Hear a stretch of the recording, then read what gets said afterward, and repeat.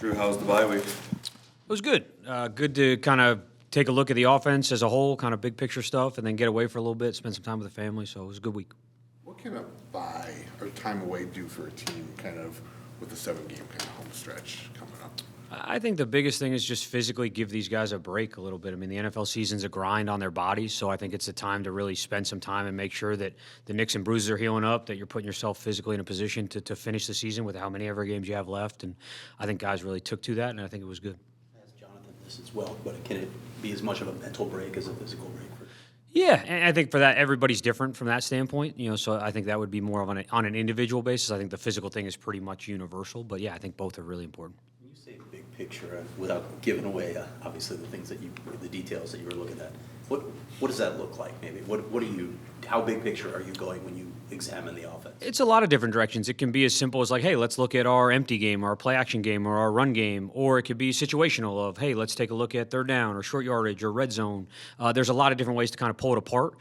Certainly a week doesn't give you the opportunity to do maybe every single thing. So you're kind of picking a couple areas and trying to get better at certain things and trying to make sure that you're protecting other concepts that you do. And I thought it was really good.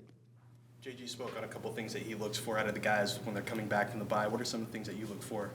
Consistency. And I know that's a word we use a lot, but I think it's like, hey, it's the same process. It's the same game. It's the same routine. We got to get back into it and make sure that we're attacking it with the same, energy and effort that we did, the first 10 weeks. I think that can't change.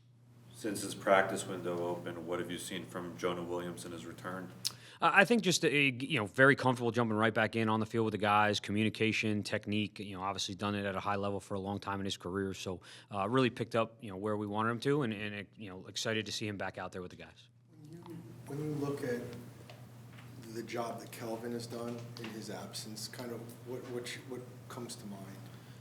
Consistency, probably, again, of just being the same player, of going out there and really not missing a beat with his guys and communicating at a really high level. Effort was really good. I think he's done that throughout his career. I think that's what makes him like kind of a consummate pro. I mean, you don't play as long as he has at the level that he has if that's not who you are, but it's always good when called upon to see it kind of come to fruition in game.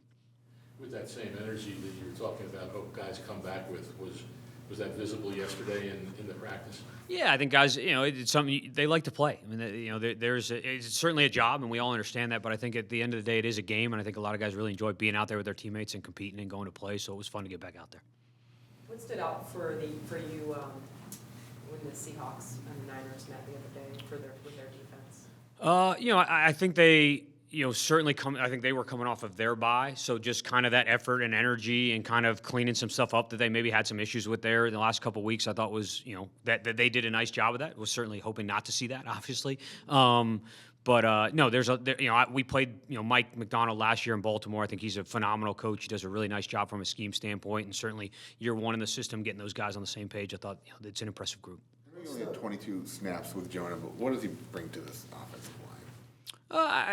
Certainly similar to the rest of the room, I think, in terms of what we ask, and it's physicality, it's effort, it's energy, and understanding of, look, we do a lot of different things, and from a scheme standpoint, put a lot on those guys mentally, which requires great communication, and I think he really embodies that. When you do your look back at the offense, what are the things that you see with Kyler that are standing out, big picture on the season, to keep this offense on track like he has been? I think he's done a really nice job of taking care of the football. I think I don't know what is 11 touchdowns, 12 touchdowns, 3 interceptions, something like that. One of them a tip pass. So I think he's done a really nice job. The ball, not every single time, but for the most part, it's going where it should. He's making smart decisions. He's putting us in a position to win football games and give us that opportunity. And then certainly you see the off schedule and some of the broken play mentality or ability that he has show up. But I think the decision making and operation in the passing game has been really good. The challenges when you're facing a team twice in 3 weeks?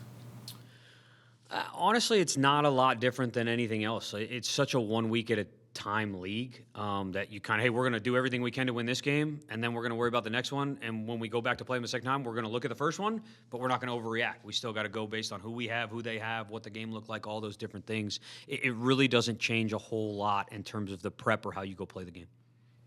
Does environment matter when you're going into certain environments, Seattle, for example? Does that change things at all? Does that affect your game plan at all? Yes and no. It's one of the louder environments in the league for sure. So from a communication standpoint, what we do at the line of scrimmage, you have to make sure that you're able to communicate, that you're not putting too much on the players in terms of dealing with the noise, making adjustments, things like that. Certainly you're going to be on silent cadence likely in an environment like that in the gun, which is something that every team's going to use on the road in almost every building. So that's not a dramatic change. But I think it's something you're aware of. It's not something you overreact to.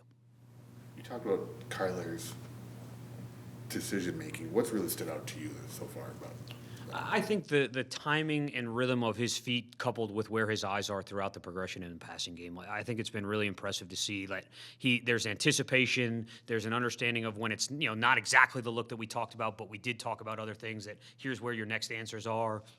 Getting to some of his checkdowns, knowing when it isn't there and getting out of the pocket and not doing either too quickly, I think has been really impressive. You mentioned the silent cadence in shotgun. What about under center? Do you ever need that? Or is it We've practiced it. It's something we're always ready to use. So if we need it, it's something we can get to, but not expecting to need it. With what you were just mentioning about not getting out of the pocket too quickly, to not staying in the pocket too long, how do you develop that with Kyler, and how has he come to this point with that skill?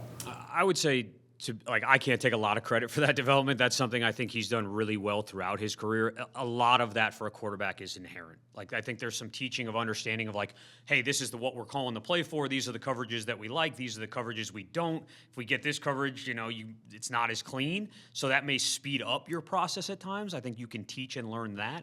But I think there's a lot of feel involved in playing the position from that standpoint that you can't necessarily teach, that I think he's really good at. Do you give him carte blanche on making those decisions, or do you try to guide him when to get out and when to stay? I think it's a mix. I think at the end of the day, it's such a reactionary position. I don't think that I can ever be like, you have this or don't have that, you have to do this. At the end of the day, he's got to play what he feels and sees, and I think he does a really nice job of that. Do you see him being a little bit more patient in the pocket?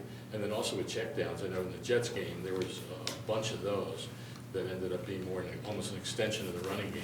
So do you see him being more patient along those lines?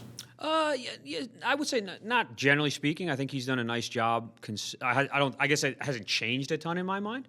I think maybe some of the processing and understanding the not as ideal looks maybe has sped things up. But I don't know if that's necessarily patience or more just a little clearer understanding of, hey, when it's not good, here's where my answers are, or what I can do.